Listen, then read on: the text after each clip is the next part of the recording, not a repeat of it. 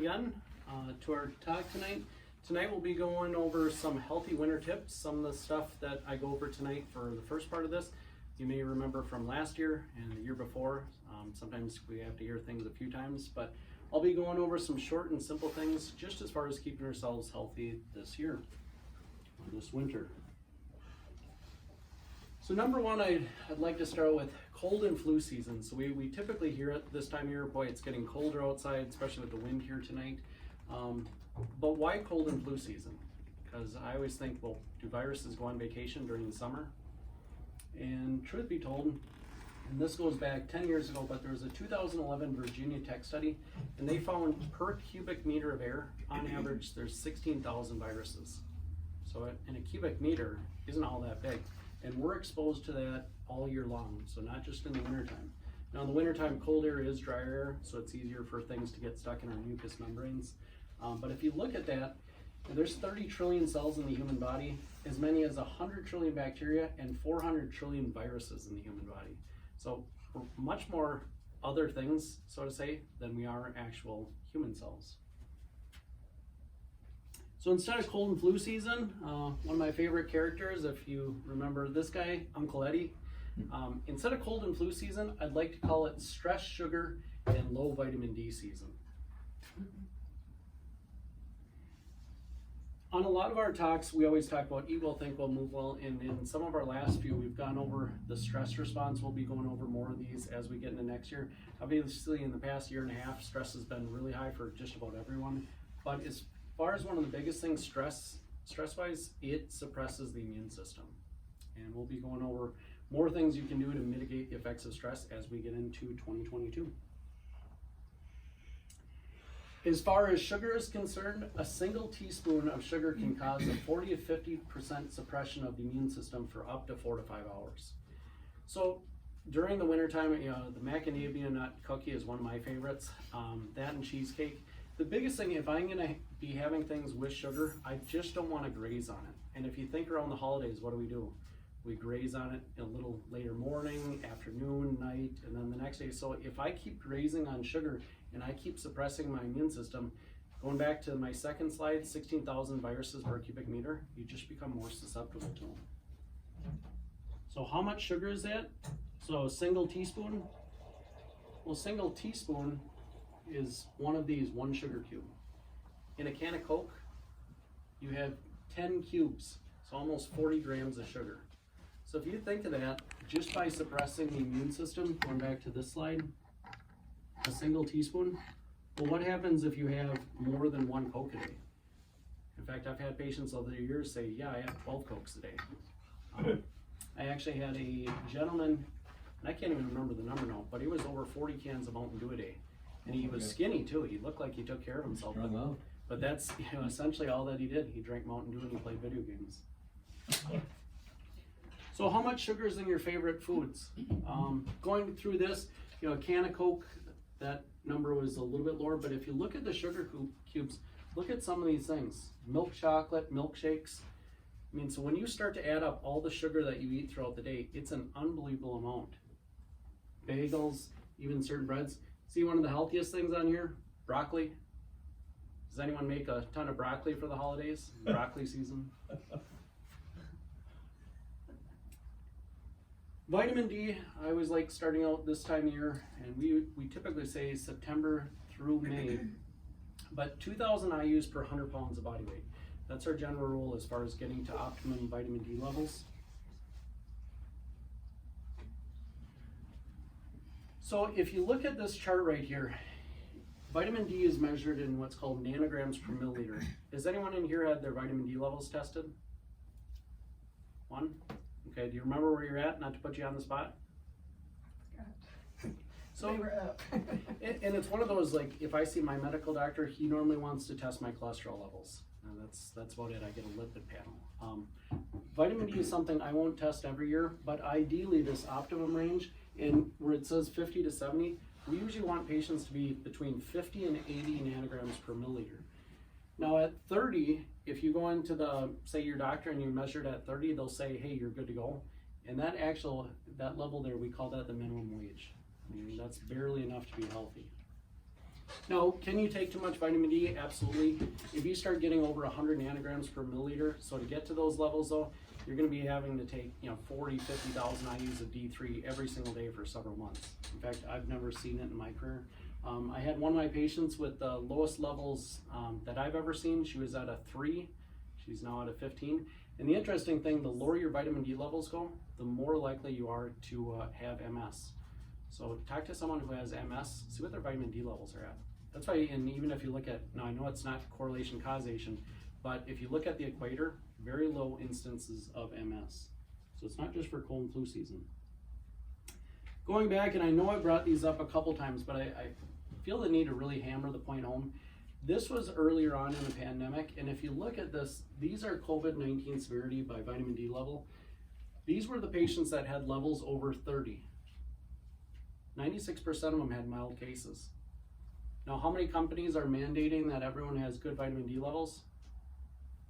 Well, I guess I haven't heard of any. This was followed up in May, and same thing. They found, and this was a study of 780 patients, no one died if their levels were above 34.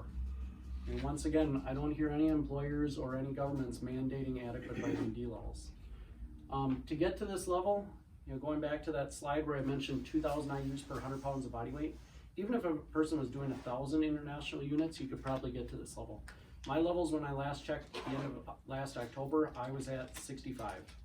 So right between that 50, and I take, with our D3K2, I take 5,000 IUs a day. So just one small pill between September and May. So you don't have to do it every year, but it'd be a really good idea middle of winter to at least periodically get your vitamin D levels checked. Sometimes we hear, well, what about if I go out in the sun? I like to shovel in the sun. Okay, that's fine. So these are a couple of different areas. So this one right here, San Diego, obviously way further south. Seattle, closer to where we're at, in the middle of summertime. So if you take a senior, if they're standing outside with just their hands and face covered, it'll take close to 504 minutes to get ideal vitamin D levels. Now here in Wisconsin, what do we have? That's about our daylight for the whole day. So when people say, hey, I'm outside, I get my vitamin D. Yep, if you're naked shoveling. Unfortunately, if you're naked shoveling, you probably had the police called on you and you're risking frostbite. So ideally you try to supplement. But this is why we tell people in the wintertime, it's really tough, especially this far north, to get adequate vitamin D. And same thing, if you're outside, and one of the interesting things, if you're older or obese, or if you have really dark skin, it's tougher to get adequate vitamin D levels. So this right here in the middle of summertime, one of the neat things, like in the middle of summer, I usually don't supplement. If I get 20 minutes of sunlight without sunblock on, I've created adequate vitamin D for the day. There are some food sources, probably one of the best foods ever, cod liver oil. Adequate vitamin A, your anti-infective vitamin, vitamin D, and your omega-3. So if you remember back in the day, Grandma used to give a spoonful of cod liver oil, especially for kids 5 and up. It's like the perfect food, I think. And you can see here, 1,360 IUs of vitamin D. So if you did a tablespoon of cod liver a day, and remember how we said 2,000 IUs per 100 pounds of body weight? So if you're 50 to 60 pounds, that would be adequate. Sometimes people say, well, what about in my milk? Well, milk, if you look at this, 1 cup, 98 IUs. So if you weigh 200 pounds, you're looking at 40 glasses of milk, which is a lot. Good. You weigh more than 40 pounds then. So how can you get tested? I know if I go across the street to the hospital, it's $275 to get my vitamin D levels tested. It's funny, they'll test everything else, but not that. So I actually use a source called Walk-In Labs. The nearest one I go to actually visit a local blood draw center is in North Madison, 2 hours away. LabCorp and Quest are 2 of the blood draw centers. And the neat thing about this, you don't even need a script. It's $70. So if someone said, hey, I'm taking a road trip to Madison, I want to do an anemia panel and I want to get my vitamin D levels tested, if you're willing to take the drive. I was told by a patient there's a lab in Eagle River that'll do this, but I haven't checked that out yet. Once you get that, you'll get your results. So if you can see here, nanograms per milliliter, this person 41, that I would consider a little bit too low. Ideally, they'd be between that 50 and 80. So prevention, just to review, number 1, mitigate stress. Number 2, try to limit sugar during the holiday season. And number 3, try to optimize your vitamin D levels. If you happen to come down, and we'll be going over in our future talks as far as, boy, I am coming down with something. My kids came home, brought something home with them. The number one thing I like is zinc. Zinc helps keep a virus from replicating. So if I can take zinc 10 to even up to 100 milligrams a day, you get to that high you need to take with food or you'll get a little upset stomach. And then I'll usually take zinc with something that helps shuttle it into the cell. Quercetin. Quercetin is actually, so. Dr. Welch, did you want me to talk about these or? That'd be perfect. Okay, so this is one of our products that we'll use, and a product like this, Orthoimmune, this actually has vitamin C, D, zinc, and it's got N-acetylcysteine, good precursor to my next one, and quercetin in there. And like I said, quercetin just helps shuttle zinc into a cell. It reversibly binds ions. There's other things out there that do that. One of the controversial medications that our quarterback just took, if you had heard recently, it works like a zinc ionophore. It just helps shuttle zinc into a cell. Other thing you can do is take vitamin C. I think I mentioned this before. Does anyone know what mammals don't produce vitamin C? We're one of them. Probably us, yeah. Yeah, your common house cat makes 200 milligrams of vitamin C. Dairy cow up to 10,000, and a goat will make up to 100,000 milligrams of vitamin C when it's stressed. We lack one of the enzymes that takes glucose and converts it to vitamin C. Here's your fun Jeopardy fact. Glutathione and N-acetylcysteine. Glutathione is your liver's major antioxidant to help with detoxing. The precursor to that is N-acetylcysteine.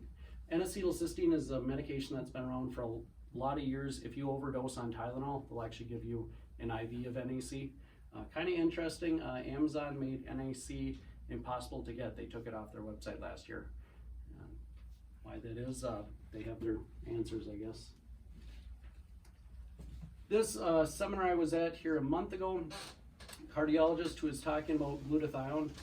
This was earlier on in the pandemic. Endogenous deficiency of glutathione as the most likely cause of serious manifestations and death in COVID-19 patients. So having a good glutathione level, having adequate vitamin D levels, very important. Last but not least, as it's getting colder out here, isn't that a pretty picture? That looks like it's right in Wisconsin. Cold exposure is good for you. There's a lot of benefits. So just getting out in the cold, as long as you're covered up, don't get frostbite. In places like California, they actually pay hundreds of dollars to go to cryo units. We get this for free. So